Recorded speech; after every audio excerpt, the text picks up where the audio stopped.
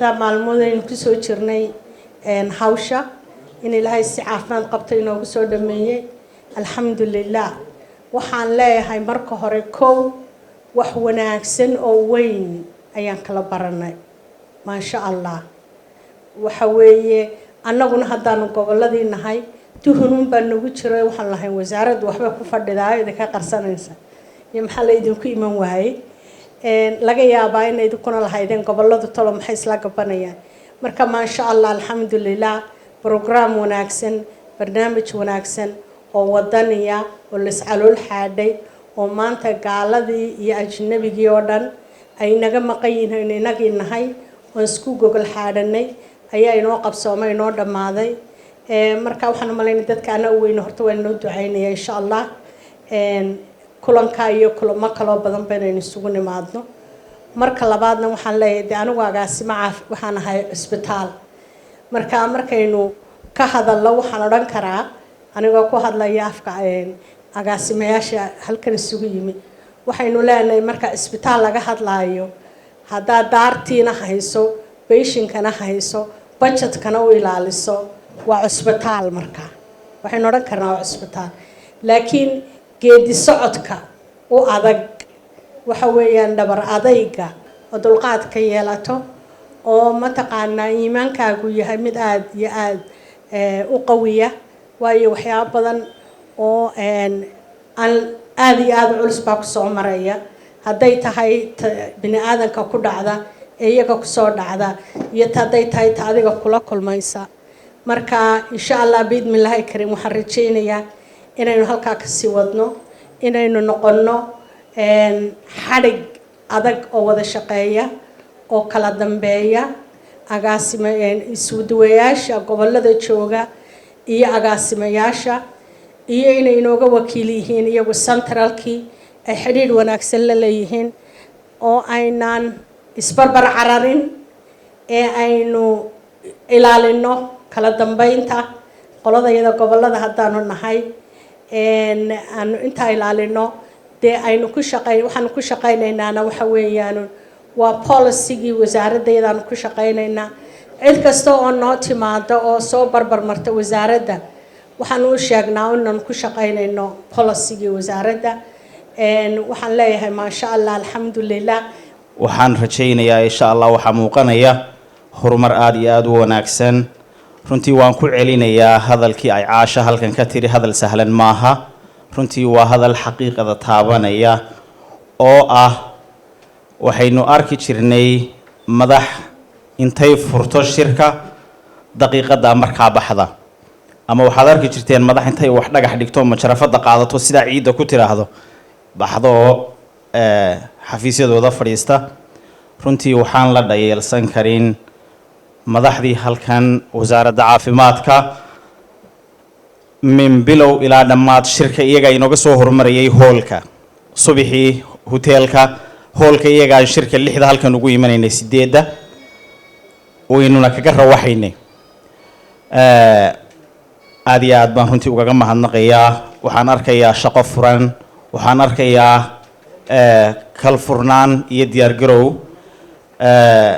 anoo ku hadlaya afka wasaaradda caafimaadka ee gobolada anoo la hadlaya wasiirada gobolada waxaan u malaynayaa awrka ka horeeyay saanqaadkiisa leeyahay haddii la kala cabanayay waxaan u malaynayaa kasoo qaybgalkii shirkan waxaan ahaa qofkii ugu commentiska yaraa hal mar maan istaagin oo su'aal ma weydiin dadka macna sense ma samaynayso su'aasha aad qabto haddii la weydiiyo it's enough waxaan sidaa u leeyahay runtii waxa halkan aynu isku weydaarsanay aqoon aad iyo aad u wanaagsan oo ayba ugu horeyso isbarashadeena iyo wajiyadeena halkan waxa fadhida waa madaxdii wasaaradda caafimaadka waa leaderskii hogaaminayay wasaaradda caafimaadka min section waaxba ugu hooseysan u malaynayaa marka waxaan arkaynaa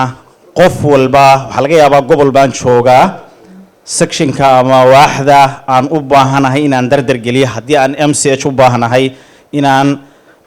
tusaalahaan MCH inaan furaan u baahanahay ma aha inaan wasiirka la soo xiriiro waxyaabaha naga khaldan waxa kamid ah gobolada inaanu ama DG-ga soo wacno ama wasiirka soo wacno. qof walba oo halkan fadhiya waa madax wuxuuna mas'uul ka yahay sector dhan oo shaqeynaya. marka waxaa laga yaabaa wasiirku waa dalladii la wada harsanayay, agaasimuhu waa dalladii la harsanayay, dadkana waa dadkii loogu talagalay baalashii wasaaraddu ay ku duuleysay ee shaqeynayay. qof waliba wuxuu go'aan ku gaari karaa qaybta uu mas'uulka ka yahay. marka anoo ku hadlaya afka gobolada hadalka waan dheereeyay mar labaad iyo mar saddexaadba. insha Allah waxaa noo muuqanaya oo aanu arkaynaa madaxdii naga sarreysay wanaagga ay ku hogaaminayaan wasaaradda ka gobol ahaan. insha Allah waxaa noo ballan ah auditing-kaasina hadda yimi ee wasaaraddu aanay lahaan jirin. runtii iyadana aad buu noo farax gelinayaa isla xisaabtanka. waxaa inoo ballana waarimay sida war ha kaa hadho. horta workshop ama muxuu ahaa meel hawl lagu falanqeynayo intaan waddanka joogay kii ugu qiimaha badnaa weeyaan kani. waayo gobollada iyo isbitaallada iyo wasaaraddu de haddaanay xidhi joogto aan lahayn oo hadba baahida jirta aan la wada ogeyn, muxuu ahaa nin walba meeshiisu buu ku mashquulayaa, dadkii aynu u shaqaynayeyna way naga dhex baxayaan. aada iyo aad baad u shaqayseen, u dadaasheen, laisu calool xaadhay. annaga qoladayadan muxuu ahaa raqayo tiimkiina waxaanu aada ugu faraxsannahay inaanu generation cusub oo na bedela inaanu helay. mid baan idiin sheegayaa, ninku haddii markuu dhallinyarada yahay uu barto looga, iyo haddii uu barto engineering, iyo haddii uu barto accounting ama xisaabaadka, waa nin lacag doonaya. hadduu ninku barto ama inantu ay barato caafimaadka levelkuu doono ha noqdee, ma aha lacag doon, waa dad isu xilqaamay oo doonaya inay dadkooda iyo bulshadooda u shaqeeyaan. waayo caafimaadka dee shaqadiisa lacag lagama helo, laakiin engineeringka maalinba gurigaad dhisto ayaad lacag ka helaysaa. xisaabiyuhuna waa la mid. taas waa qodob. marka waxaynu nahay dad mutadawiciin ah oo doonaya inay dalkooda u shaqeeyaan. abaalkana ilaahay baynu ka heli doonaa. waxaa kaloo muhiim ah, waddanka waynu ognahay, waxaynu la soconnaa oo madaxweynuhu in badan ka hadlay, wasiiradu in badan ka hadleen, wax la yidhaahdo qabyaalad ayaa wereeriyey. sidii horeba loo sheegay,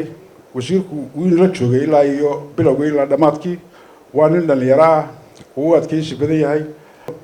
isku xidhnaantiinuna waa lagama maarmaan, midba midka kale inuu u gurmado markii ay maaragtay dhibaata dhacdo. waxaa laga yaabaa mid inuu hayo manpower, midna uu hayo muxuu ahaa gaadiid, midna uu hayo dawooyin dheeraada, in la isu gurmado oo la wada shaqeeyo oo mar walba ayaan wasaaradda wax uga baahan ayaa loo baahan yahay. waxaan runtii ka cudur daaranayaa oo aan aada iyo aada uga cudur daaranayaa inaanaan soo dhaweyntii aa mudnaydeen iyo martiqaadkii aa mudnaydeen iyo suuriyadii aa mudnaydeen inaydnaan naga helin. aada iyo aad baan uga cudur daaranaynaa, waanaan idinka raali gelinaynaa. waan jeclayn oo waan ku talagalnay maanta inaanu sacaadadiin idin geyno, jasiiradda sacaadadiin, oo aad ku qadaysaan oo aada joogtaan maalinimo, hal maalin aad joogtaan baanu ku talagalnay. laakiin nasiib darro, markabkii baska ahaa dabaysha idinka celin lahaa, muxuu ahay touriska ahaa ayaa naga maqan oo magaalada ka maqan. laakiin insha allahu mustaqbalka triibka dambe ayaanu idin geyn doonaa insha allahu tacaala. taa raalli baa ka ahaanaysaan. halkan ammaanta laga sheegay, nin baa la yidhi yaa dhintay oo markaasaa la aasay oo markaasaa dad badan ka soo qayb galo. masaa la yidhi wallahi aas wanaagsan baa u dhacay. mid baa yidhi waa haddii axan wanaagsan u raaco. meesha hadalkan laga sheegayay ee wanaagsan ee quruxda badan ee shirka ka soo baxay waa haddii ficil loo rogo markaa noqotaan ee aad ku noqotaan goobihii aad ka howlgalaysaan. hadallada badan ee halkan laga yidhi ama waxay isweydaarsateen ficil marka loo rogo bay qiimo yeelanaysaa. taana waan rajaynaynaa insha allahu. dad ku filan baa tihiin, dadka adag baa tihiin, dadkeedii baa tihiin, dadkii ugu qiimaha badnaa ee weliba ugu naxariista badnaa dadka ayaa tihiin. runtiina ammaan aa mudan tihiin baa laydinku sheegay oo halkan laga sheegay.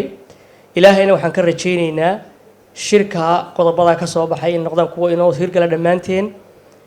aad iyo aadna mar labaad iyo mar saddexaad waa u mahadsan tihiin. waxaad tihiin mudantii qaranka. anigu bahda caafimaadkan ahaan jiray. doctor cabdi cabdilaahi baa halkaa fadhiya iyo yaasiin iyo aan aada usoo wada shaqaynay. waana qaanaa qof kastana u garanaya qiimaha iyo wasaaradda iyo bahda caafimaadka ay runtii ku fadhido waa mid ka mid a tiirarka ugu adag ee ummada leedahay. waxaan mar labaad ammaanta ku celinaynaa wasiirka iyo agaasimaha guud iyo saraakiisha caafimaadka halkan fadhida sida uu shirkani u dhacay. waxaan rajaynaynaa wasiir sunnaha aad jidayseen inuu noqdo mid joogto ah. waxaa kaloo rajaynaynaa qodobada ka soo baxay inay dhammaantiin inuu furaan qaran ahaan gobol ahaanna aad bay anaga noo anfacaysaa. anagu waxaan nahay baan u malaynayaa gobolka ama degmada keliya ugu horeysa keliya ayaan odhanin degmooyinka dowladda xidhiidhka dhowla leh wasaaradda runtii aad iyo aad baan wada shaqaynaa. isuduwaha dhakhtarka weyn agaasimaha maxay tahay isuduwaha heer gobol guddida oo runtii ilaahay nagu asturayo shaqo badan oo qarankan aan anagu qaban lahay naga asturayo iyagu qabta oo frontiera iyo ka wasaarad ahaan heer qaran xidhiidh fiican baynu leenahay. ka dowladda hoose ahaan ama gobol ahaanba waxaan rajaynaynaa in xidhiidhka aynu leenahay inuu sii labanlaabno. qorshayaasha dowladda hoosena runtii sanadba sanadka ka dambeeya sidaad wasiir ka warqabto 30% ama in ka badan ayaa waxqabadka caafimaadka ee gobolka ama guud ahaanba degmada ama guud ahaanba gobolka aanu ku darna budgetka dowladda hoose. waana wada shaqayn runtii aan idinka aragnay adiga iyo wasiirada ka horreeyayba. waxaan rajaynayaa in wasaaradahu shirar noocan ay qabtaan baan maaragtay rajaynaynaa. weli waxaan rajaynaynaa magaalada berberna inay yimaadaan maadaama inta badan wasiirada iyo madaxweynihii iyo qarankii dhamay bay Hargeysa degan yihiin. gobolada in loo maxay tahay hoos loogu soo dhaadhaco gobolka saaxil iyo magaalada berberna in maaragtay si gaar ah loogu yimaado. shiina waan la qabaa guddoomiyaha iyo guddida caafimaadka heer gobol. waxaan rajaynaynaa marka labaad inaanu dhammaantii diyaar garowno. run ahaantii shirkan oo 3 maalmood oo xidhiidha ahaa waxa uu ahaa shir aynu ugu talagalnay inaynu dib iskugu qiimayno sanadkii tegey oo aynu ku xisaabtanno min madaxa u sarreeya ee wasaaradda oo ah wasiirkii wasaaradda hogaaminayay aniga oo agaasimihiiya intii agaasimo waaxeed ee aanu u igmanay inay hawsha daadejiyaan oo ay qabtaan guddoomiyeyaashii gobollada isuduwayaashii iyo guddoomiyeyaashii gobollada agaasimayaashii cusbitaallada iyo qaybta consultancyga wasaaradda ama qaybta la taliyayaasha wasaaradda ama khubrada wasaaradda oo iyagana aan doonaynay inay meesha wixii tala ah iyo wixii planning ah qaybtooda iyaguna ka qaataan. waxa kale oo joogay madax badan oo ka socotay dhinaca programmada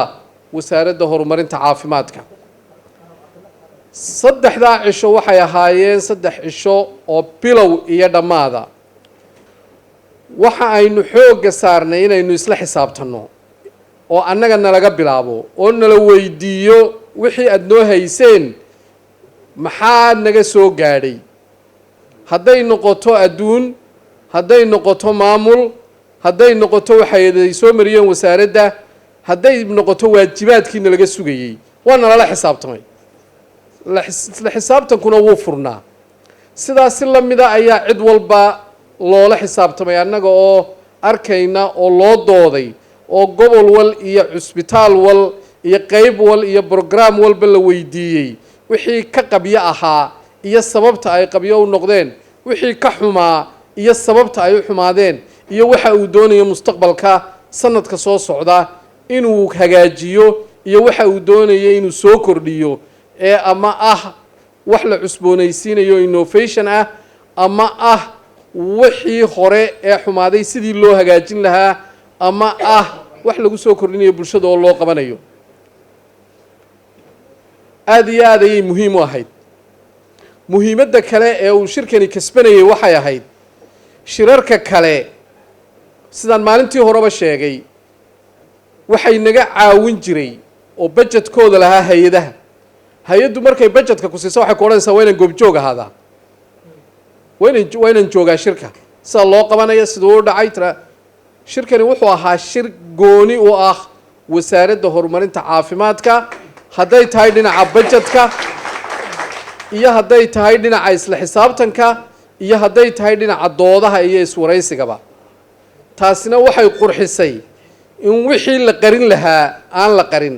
bilowgiibana waxaanu sheegnay inaan waxba la qarsanayn inaan la isku qabsanayn waxa la sheego annaga nalala xisaabtamo idinkana waanu idinla xisaabtamaynaa annagana nala xisaabtama sidaas buu ahaa waa la isla xisaabtamayey qofna looma qarinayn wixii ka qaldan qofna colaad iyo xumaan umuu arag waxaan u noqday sunno wanaagsan oo la jideeyey oo aan isleeyahay mustaqbalka sidaasuu soconayaa alxamdulilah markii aanu qorshaynaynay shirkan sanadaha kalena miisaaniyadda qorshahooga waan ku darnay waanu imanaysaa wixii shirara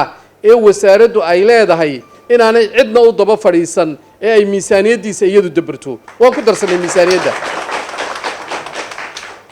sanadkii hore ee 2018 shirarkii coordinationka ee la qabanaya kwartarlaha ahaa sidii waxaanu ugu talagalnay hay'aduhu naga dabraan sidii berigii horeba jiri jirtay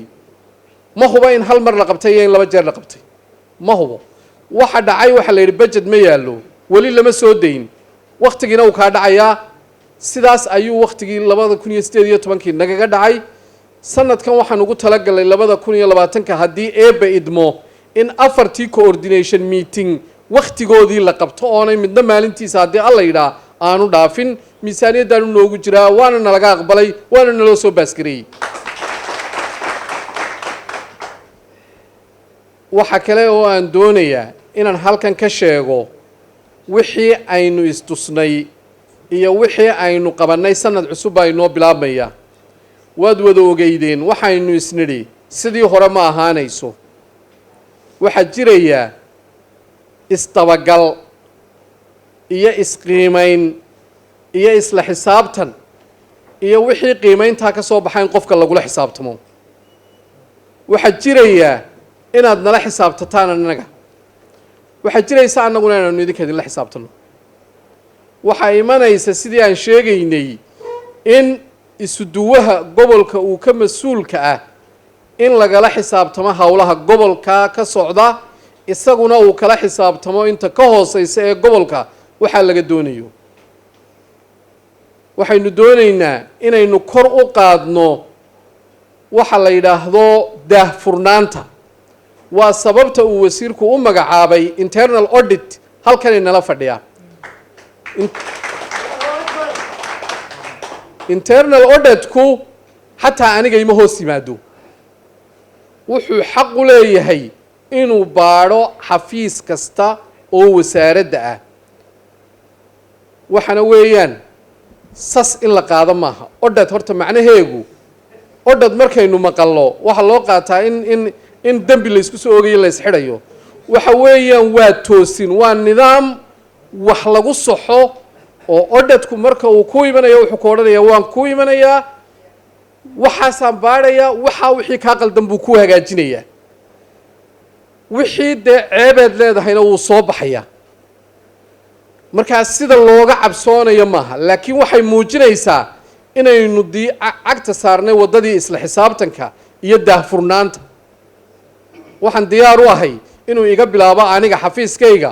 oo auditku uu ku horeeyo xafiiska agaasimaha dabeedna uu baadho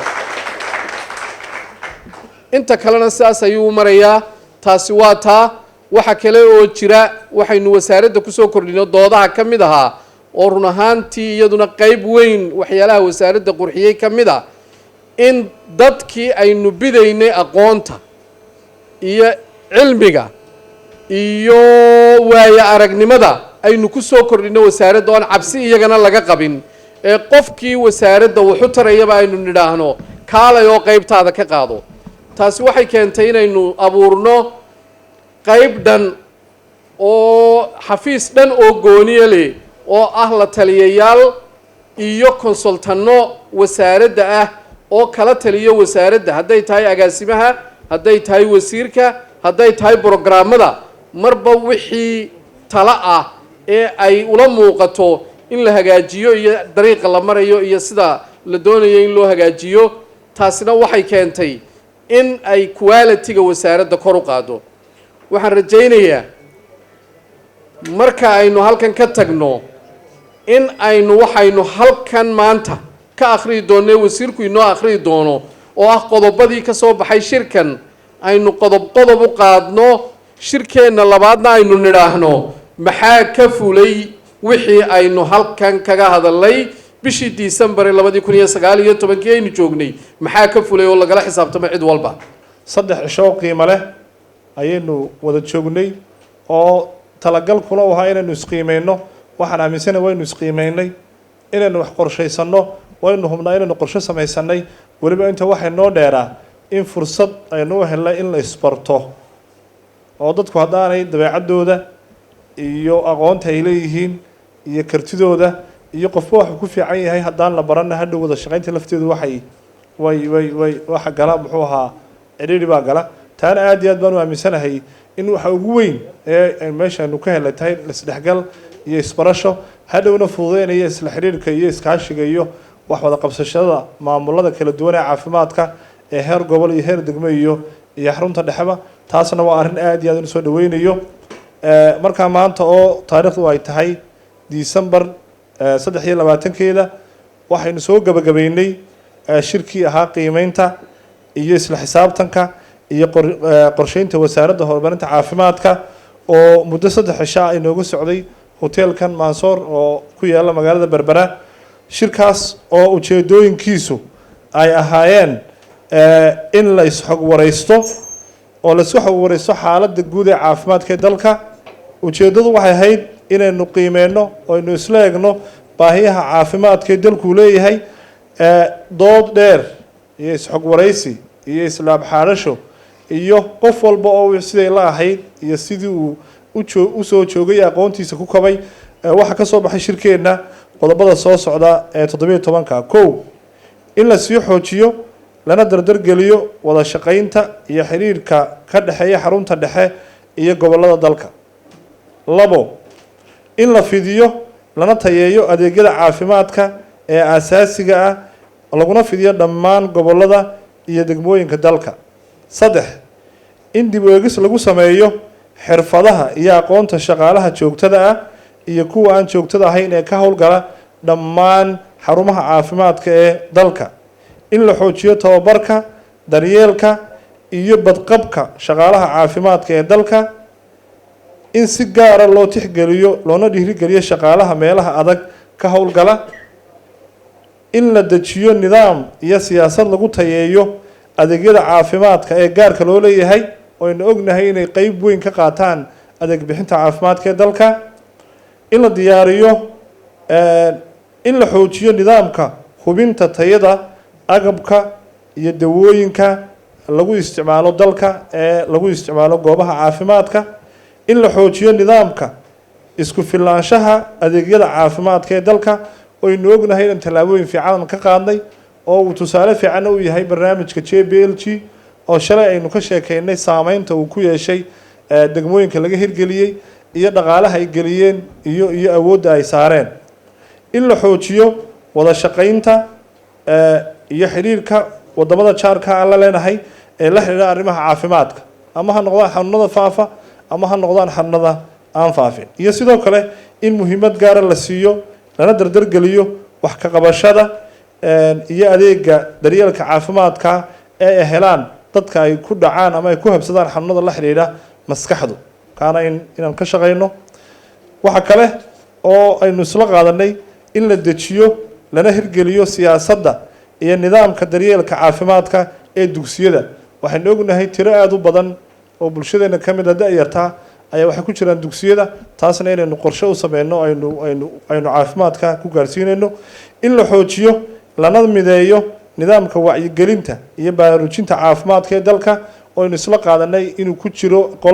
program marba iyo mashruuc walba inuu leeyahay qorshe wacyigelineed kaana in meel lagu soo ururiyo si uu saameyn uu ballaaran u yeesho in la xoojiyo in la mideeyo lana xoojiyo nidaamka dabagalka iyo qiimeynta adeegyada caafimaadka ee bulshada loona adeegsado xogta ka soo baxda qorsheynta iyo isla xisaabtanka 14 in la tayeeyo adeegyada caafimaadka ee ay bixiyaan cisbitaalada dalku gaar ahaan awood gaar ah aynu saarno cisbitaalada waaweyn in la xoojiyo daahfurnaanta iyo isla xisaabtanka si kor loogu qaado wada shaqaynta dhammaan daneeyayaasha caafimaadka oo ku jiraan hay'adaha ha ku jiraan muxuu ahaa guddiyada horumarinta caafimaadka ha ku jiraan muxuu ahaa dadka qurba joogta ina siiya kaalmada caafimaadka dhammaanba aynu arrintaana kusoo jeedino daahfurnaan iyo isla xisaabtan in la xoojiyo fayadhowrka dalka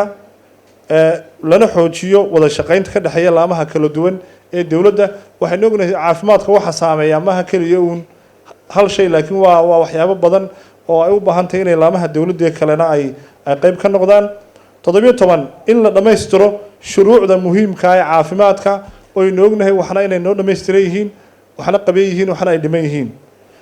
ugu dambeyntiina wasaaradda horumarinta caafimaadku waxay u mahad celinaysaa dhammaan bulshada reer Somaliland ee maalgelinta ku sameysa caafimaadka ama ha noqoto dhisme ama ha noqoto agab ama ha noqoto dawo ama ha noqoto shaqaale oo aad u soo badanaya oo muujinaya in dadku la jeclo ay ka qabaan dalkooda iyo dadkooda ugu dambeyntiina waxaan aad iyo aad ugu mahad celinayaa si gaar ah dhammaantiin oo hawshan saddexda cisho haddii aynaan u muxuu ahaa tafaxaydan una adkaysan aanu ka soo baxeen qodobada aynu ka hadlayno iyo qorshayaasha aynu dejinayno aad iyo aad baad mahadsantihiin waxaana filayaa sanadkiisana inuu ilaahay ama aniga ama cid kaleba ha noqotee innaga oo sidaa u fikirayna oo u shaqaynayna oo waxa aynu isla garanayna inta badan inoo qabsoomeen inaynu isku soo noqono aad iyo aad baad mahadsantihiin wasalaamu calaykum waraxmatullah